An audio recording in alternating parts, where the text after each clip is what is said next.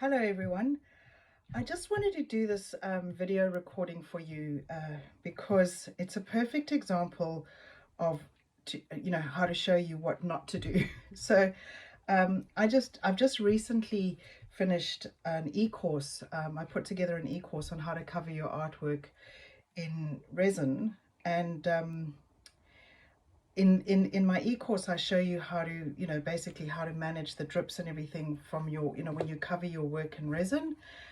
But because I covered this one very quickly, I forgot entirely to put tape around the back of my painting. I just covered it, and then realized what I'd done. And I thought, well, it's actually a perfect opportunity to do a short little video and just show you, why it's whenever you are going to resin your artwork, it's a really good idea to put tape, all the, masking tape all around the edges here. Because what happens when you resin, you get these little, the resin drips down your painting, the edges, and you get these little drip marks. And then what you have to do is you actually have to remove those drip marks. And so when you've got the masking tape there, it's really easy to heat up the masking tape and peel it off. But when it's just on your canvas, one of the biggest problems, if you look here, you can see that you run the risk of actually tearing your canvas. So there's a couple of areas here. As I've pulled this resin off, it's actually, I just want to make sure you can actually see what I'm doing. It's actually lifted up, even pulled the paint off the canvas. And, if it had gone any deeper, it would have actually torn the canvas. So it's just a perfect example of actually showing you what not to do. And I'm also going to show you very quickly, if you have done something like this and it was just an oversight and you forgot to put masking tape on the edges of the bottom of your canvas, all you need to do is you basically you put a cover down because you want to protect your canvas, and you want to protect the resin surface because you don't want it to get all scratched. So you put a soft surface down and you just get your heat gun and you just basically slowly warm this all up, and then you just pick these little bits off. So I'm going to do that now just to show you how you go about it.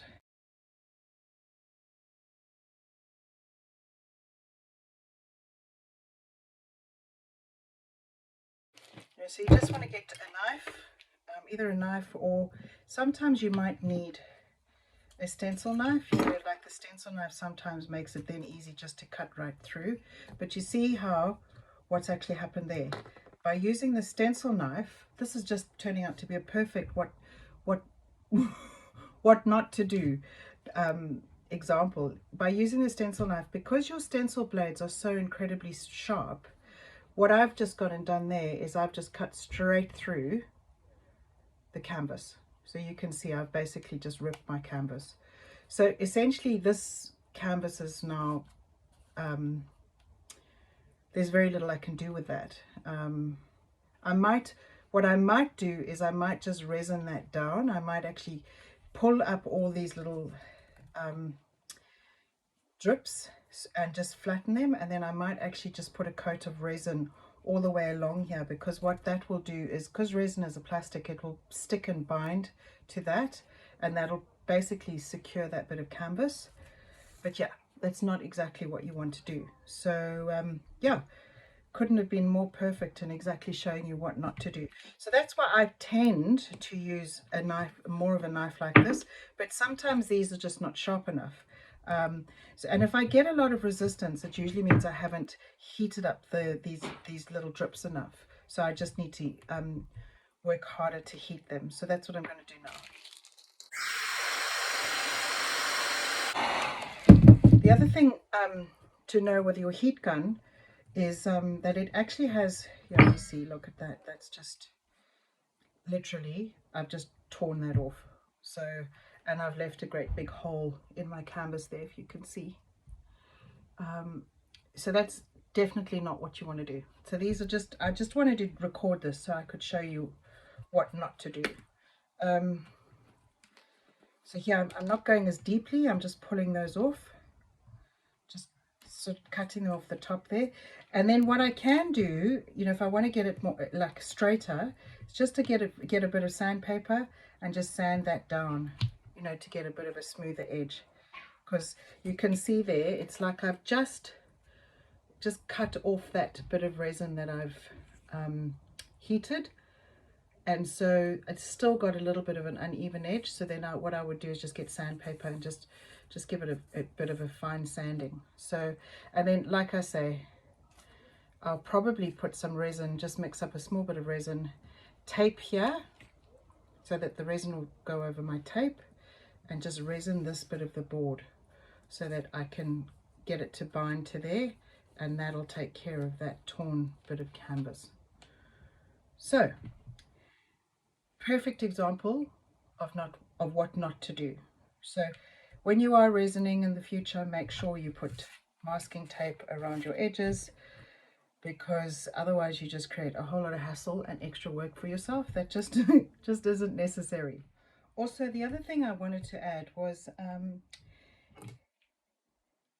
if you're interested in learning, you know, how to cover your artwork with resin, then if you just look in the comments below, I've put a link to my Udemy course, and you know, you're more than welcome to go and access it. And in that particular video I show, I mean that e-course, I basically, the whole A to Z on how to cover your artworks in resin. I also cover troubleshooting issues not this particular issue, but troubleshooting when you get pitting and when the resin pulls away from the edges of your painting, and particularly your personal protective equipment, you know, what PPE to wear, what resining equipment you need, how to set up your workspace, everything. So if you are interested in learning how to cover your artwork in resin, and the, you know, do's and don'ts of working with resin, then yeah, please just look in the comments below. You'll find the link to my Udemy course there. Okay,